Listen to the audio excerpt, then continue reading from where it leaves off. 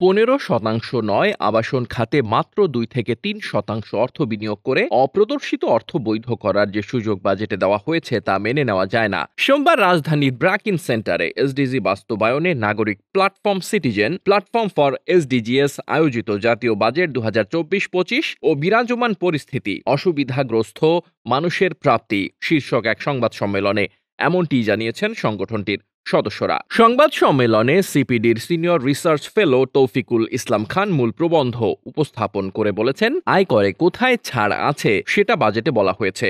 বড়ভাবে ছাড় কমানো হয়েছে পরোক্ষ করে। গার্মেন্টস, জ্বালানি, মাইক্রো ক্রেডিটের মতো প্রত্যক্ষ কর ছাড়ের ব্যাপারে কোনো পদক্ষেপ নেই। আগামীতে কি করা হবে সেই বিষয়ে দিক নির্দেশনা নেই। আয়কর ছাড়ের ব্যাপারে কোনো পদক্ষেপ নেই, কিন্তু কালো টাকা সাদা করার বিষয়টি নিয়ে অনেক কথা বলা হয়েছে। তিনি বলেন, 15% নগদ অর্থ দিয়ে অপ্রদর্শিত অর্থ বৈধ করা যাবে, কিন্তু গুলশান এলাকায় ফ্ল্যাট কিনলে 2.38% ট্যাক্স দিয়ে আপনি বের হয়ে যেতে পারবেন, পুরো বৈধ হবে। একই সঙ্গে দেখা যাচ্ছে 15% নয়, 2 থেকে 3% দিয়ে আপনি বের হয়ে যেতে পারবেন। একই সঙ্গে সম্পূর্ণরূপে ইনডেমনিটি দেওয়া হয়েছে, কেউ কোনো প্রশ্ন করতে পারবে না, এটি মানা যায় না। তিনি বলেন, বাজেটে অর্থনৈতিক অবস্থা পুনরুদ্ধারের কথা বলা হয়েছে। আমরা খুবই আশাবাদী, এর থেকে চমৎকার স্বপ্ন আর হয় না, কিন্তু এটি বাস্তবায়নে কোনো দিক নির্দেশনা নেই। ঘূর্ণিঝড় রেমালে ক্ষতিগ্রস্ত মানুষের ব্যাপারে কিছু বলা হয়নি, যে কারণে আমরা অর্থনৈতিক সংকটে পড়লাম, সেটি ভালোভাবে চিহ্নিত করা হয়নি। রাশিয়া ইউক্রেন যুদ্ধের কথা বলে বের হয়ে যাওয়া হয়েছে। ব্যাংকিং সেক্টর, সুশাসন নিয়ে আলোচনা নেই।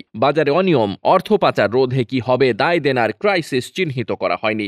বড় আকারে আমরা ঋণের পরিস্থিতিতে পড়েছি সেটা স্বীকার করা হয়নি। গত অর্থ বছরে বিদেশি ঋণ শোধ করার জন্য আমাদের রাজস্ব যথেষ্ট ছিল। আমরা প্রায় 25,500 কোটি টাকা ঋণ করে পরিশোধ করেছি। নাগরিক প্ল্যাটফর্মের আহ্বায়ক ও সিপিডির সম্মানীয় ফেলো দেবপ্রিয় ভট্টাচার্যের সভাপতিত্বে সময় আরও উপস্থিত ছিলেন টিআইবির নির্বাহী পরিচালক ইফতেখারুজ্জামান, পলিসি এক্সচেঞ্জের চেয়ারম্যান এম মাসরুর রিয়াজ প্রমুখ। Desk report, বার্তাবাজার।